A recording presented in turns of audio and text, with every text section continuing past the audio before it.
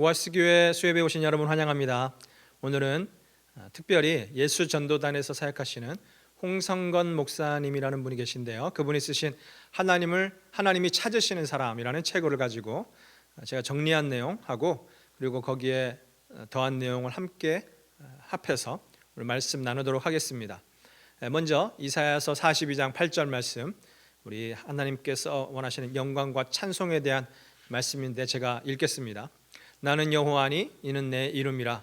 나는 내 영광을 다른 자에게 내 찬송을 우상에게 주지 아니하리라. 먼저 이제 우리가 생각해 볼 것은 하나님이 우리를 부르셨습니다. 하나님이 우리를 부르실 때에는 그 목적이 있는데요. 섬기게 하기 위하여서 부르셨죠. 그래서 섬김에 있어서 세 가지 영역이 있습니다.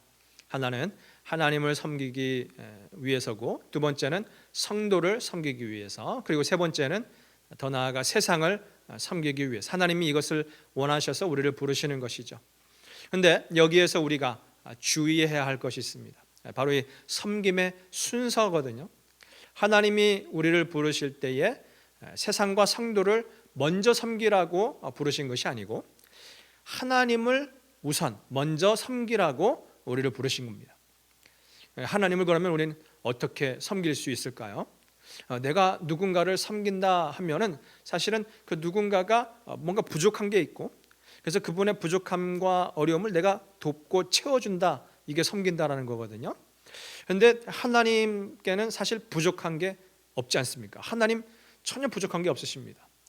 그렇기 때문에 우리 인간은 물질적으로, 육체적으로 어떤 무언가로 해서 하나님을 절대 섬길 수 없습니다. 그래서 성경은 하나님을 섬긴다 이 말을 하나님을 예배한다 이 말로 바꾸어서 이렇게 사용했습니다. 히브리어로 섬긴다라는 말이 아바드라는 말인데 이 말을 구약 성경에서는 예배한다 이런 의미로 자주 사용했더라고요. 대표적인 성경 구절 보면은 신명기 6장 13절의 말씀, 그리고 출애굽기 여러 번 나오는데 3장 12절, 12장 31절, 혹은 시편 2장 11절 이런 데서 하나님을 섬긴다 하는데 이것이 예배한다라는 의미로 쓰였습니다. 그 중에 하나만 제가 읽어드리면, 하나님이 이르시되 내가 반드시 너와 함께 있으리라. 내가 그 백성을 애굽에서 인도하여 낸 후에 너희가 이 산에서 하나님을 섬기리니. 누구한테 한 말씀이죠? 하나님께서 모세에게 한 말씀인 거죠. 여기도 보니까 섬기리니 하는데 이게 제사 드리고 하나님께 예배 드린다 이렇게 나온 것이죠. 자, 그래서 오늘 이런 말씀을 이렇게 보면 하나님을 섬긴다라는 것이 곧 예배하는 것이로구나, 하나님께 예배 드리는 것이로구나, 우리는 이제 알 수 있습니다. 하나님의 임재 안에 거하면서 하나님을 예배할 때 우리는 이제 비로소 하나님의 보내심도 받고 하나님 영광도 드리는 그 일도 할 수 있는, 그러니까 우선순위는 뭐라고요? 먼저 하나님께 예배다라는 것입니다. 우리의 삶에서 영적인 메마름, 어떤 궁핍함 찾아오는 이유가 그러면 무엇일까요? 여러 가지 이유가 있겠지만 가장 큰 이유는 이 순서를 우리가 잘못 알았기 때문입니다. 하나님을 먼저 섬기지 않았기 때문이다라는 것이죠. 그래서 학개서 말씀 우리 이렇게 보면 여기에 대한 내용이 아주 잘 나와 있습니다. 학개서 1장 9절에서 11절 제가 읽겠습니다. 너희가 많은 것을 말았으나 도리어 적었고 너희가 그것을 집으로 가져갔으나 내가 불어버렸느니라. 나 만군의 여호와가 말하노라. 이것이 무슨 까닭이냐? 내 집은 황폐하였으되 너희는 각각 자기의 집을 짓기 위하여 빨랐습니다. 그러므로 너희로 말미암아 하늘은 이슬을 그쳤고 땅은 산물을 그쳤으며 내가 이 땅과 산과 곡물과 새 포도주와 기름과 땅의 모든 소산과 사람과 가축과 손으로 수고하는 모든 일에 한재를 들게 하였느니라. 이렇게 기록되어 있는 것이죠. 무슨 말씀일까요? 우리 삶의 우선순위가 바뀔 때에 어떤 결과가 일어나는지를 잘 설명해 주는 것입니다. 우리가 애쓰고 노력한 것에 비해서 그 결과가 초라하고 궁핍할 뿐일 수밖에 없다. 무엇이요? 우리의 삶이 궁핍하고 우리의 삶에 어려움이 있다면 무슨 이유냐? 우리의 삶의 원칙을 잘못 세웠기 때문이다. 하나님께 예배하는 삶을 최우선에 두기만 하면 그분은 우리를 풍성한 삶으로 인도하실 것이다. 이것이 성경이 약속하는 것입니다. 그리고 구약뿐만 아니고 신약에서도 하나님이 우리를 예배하는 자로 부르셨다. 이걸 우리는 알 수 있습니다. 베드로전서 읽어드리면 2장 3절 너희가 주의 인자하심을 맛보았으면 그리하라. 4절 사람에게는 버림바가 되었으나 하나님께는 택하심을 입은 보배로운 산돌이신 예수께 나아가. 5절 너희도 산돌같이 신령한 집으로 세워지고 예수 그리스도로 말미암아 하나님이 기쁘게 받으실 신령한 제사를 드릴 거룩한 제사장이 될지니라 그러죠. 그리고 이렇게 건너뛰어서 9절에 가보면 베드로전서 2장 9절 너희는 택하신 족속이요 왕같은 제사장들이요 거룩한 나라요 그의 소유가 된 백성이니 이는 너희를 어두운 데서 불러내어 그의 기이한 빛에 들어가게 하시니에 아름다운 덕을 선포하게 하려 하심이라 말합니다. 이와 같이 우리가 해야 할 가장 최우선 되는 일은 무엇이냐?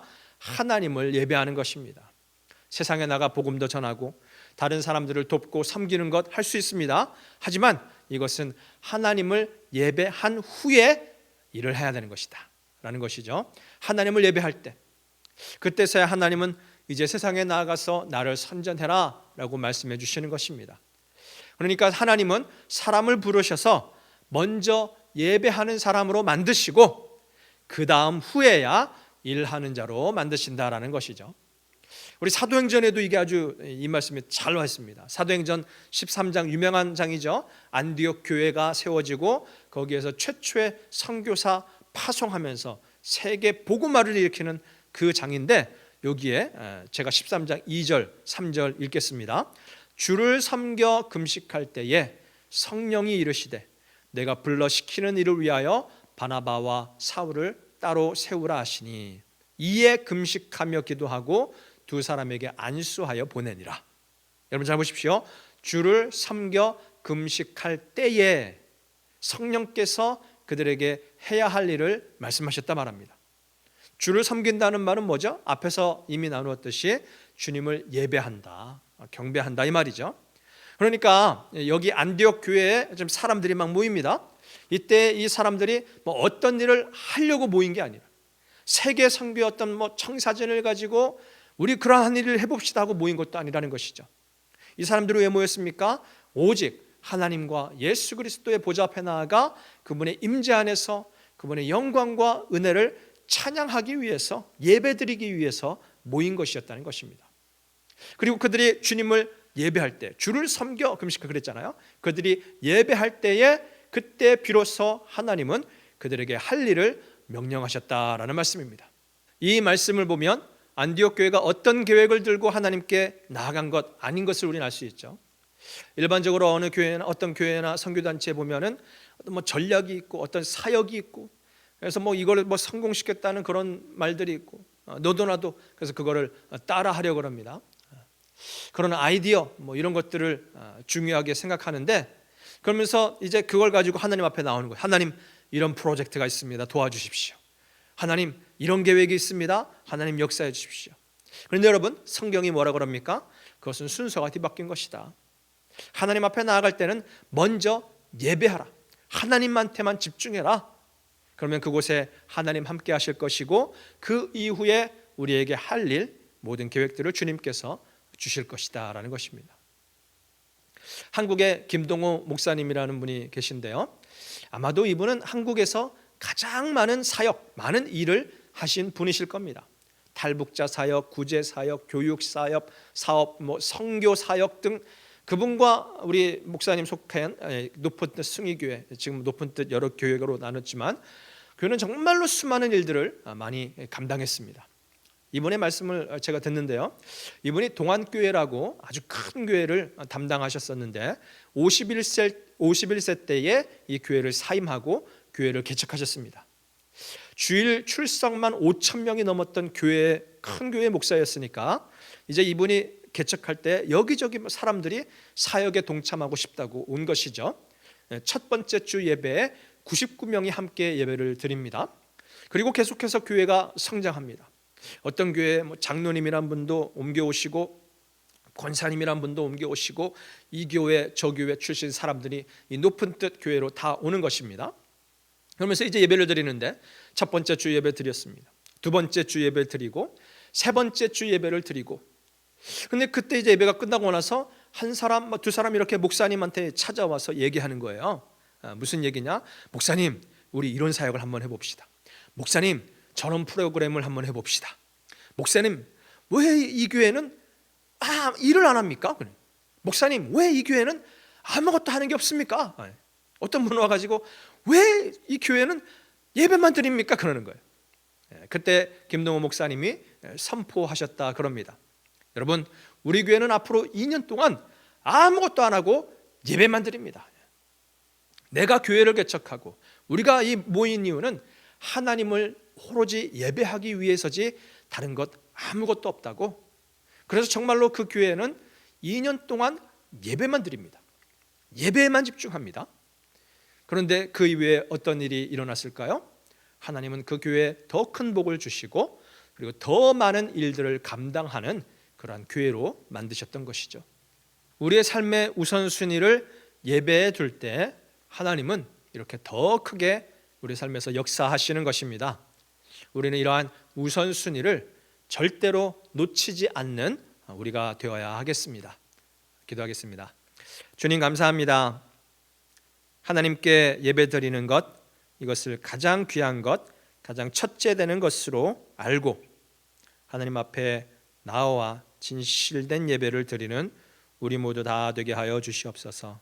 예수님 이름으로 기도합니다. 아멘.